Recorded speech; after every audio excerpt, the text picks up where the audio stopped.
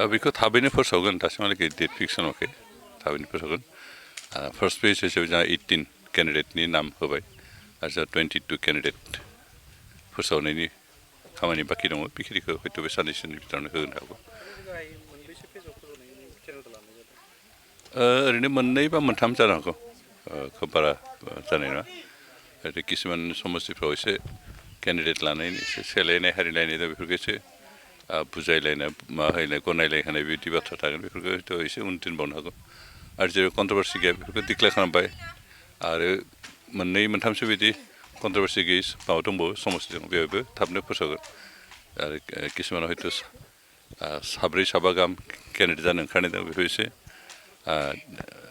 सावरायलायनानै सोरखौबा फज'नाय सोरखौबा थिखांनाय बायदि माबाखौ एसे बुजायलायनानै केन्डिडेट फोसावनायनि खामानि दं बेखिनिनि थाखाय हयथ' बेखौ एसे उनहालागै दोननो हागौ खिन्थु जेनेकुवानो जादों जों बेखौ मोजाङैनो गोरोबलायनायनि गेजेरजोंनो केन्डिडेट होनानै मदद हेफाजाब खालामनानै देरहाहोनायनि बेब'स्थाखौ खालामगोन आंनो मानो होयो आं बेखौ माबायाखै आंखौ बारा फोसावनांगौ मानांगौ होनना बिदि सानाखै जा अथ'रिटि हायार अथ'रिटि माला फोसावो बिनि सायावनो आंहा गोजोननाय दं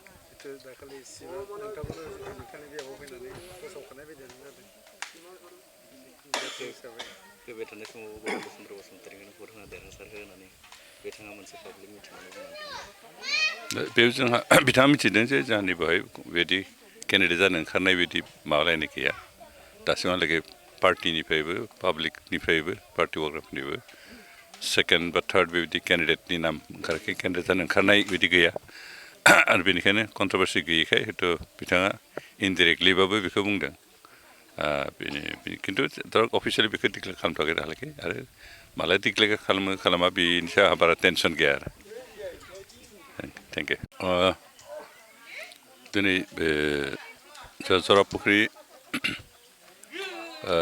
माबानि सिङाव मा बुंगोन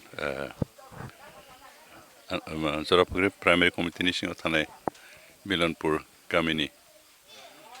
प्राय 43 सुबुङा इउपिपिएलआव जगदान होबाय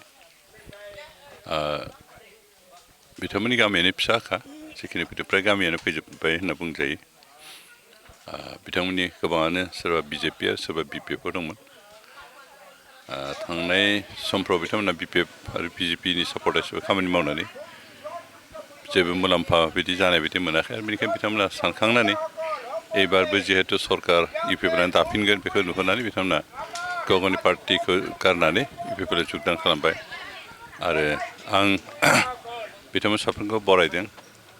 लोगोसे खावलायदों जे बिथांमोना फैगौ समफ्राव जाहाथे इउपिपिएलनि वर्कार हिसाबै इउपिपिएलनि थाखाय खामानि मावो बेखौनो खावलायदों दिनै भैरबकुन्द समस्तिनि सिङाव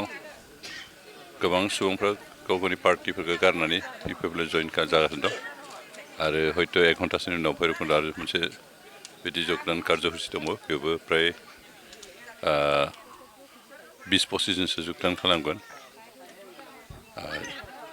मुथते बे थांनाय मास मोननैसोनि भितराव गुबुन गुबुन पार्टिनिफ्राय जगदान खालामनाय दा नङाबाबो प्राय 2-3,000सो जाहैबाय आरो बेबायदि जगदान खालामनायनि गेजेरजों दिनै इउपिपिएलनि बोलोखौ गोख्रोंसिन खालामदों आरो बेबायदि जगदान खालामनायानो बेखौनो फोरमान होयो जे नेक्स्ट बिसायख'थिनि फिथाइया मा जाहैगोन बेखौ जोंनो इंगित होदों जों गोजोननाय मोनदों जे अन्तत' इउपिपिएलखौ मोजां मोननानै दिनै गुबुन गुबुन पार्टिफ्रा बायदिसिना अपप्रचार खालामबाबो बेखौ फोथायालासिनो इउपिपिएलआ जे रायजोनि थाखाय खामानि दं बेखौ गनायथि होनानै बेखौ मोजां मोननानै दिनै गोबां रायजो राजाफ्रा इउपिपिएलआव दिनैबो गाबोनबो जगदान होबाय थानाय बे जोंनि थाखाय जोबोद गोजोनथाव बाथ्रा जादों जों आसा खालामदों जे एबार बिसायख'थिहालागै हयथ' गुबुन पार्टियाव थानाय सुबुङानो खम जाहैगोन जगदान खालामै जोंहा बिसायख'थिनि मोननो थाखाय मास मोनसेसो सम आखायाव दंबावो आरो जों जेसेबां हायो रायजो राजानि गेजेराव हाबनानै जोंनि इउपिपिएल मा खामानि मावबोखो आरो मा मावनो लागोन बे बाथ्राफोरखौ रायजो राजानो बुजायगोन आरो आं फोथायदों जे रायजोफ्रा जोंनि जे एसुरेन्स जोंनि थांनाय समनि एक्टिभिटिस बेखौ नुनानै मोजां मोनदों आरो फैगौ समाव जों जिखिनि खामानि मावनो होननानै आखायाव लादों बेखिनिखौबो रायजोफ्रा मोजां मोननानै इउपिपिएलआव जगदान खालामगोन आरो बिदिनो जोंनि इउपिपिएल पार्टिखौ गोख्रों खालामगोन आरो मानगिदिर प्रमद बर'नि तृतीय सरकार गोदानै जाफिनगोन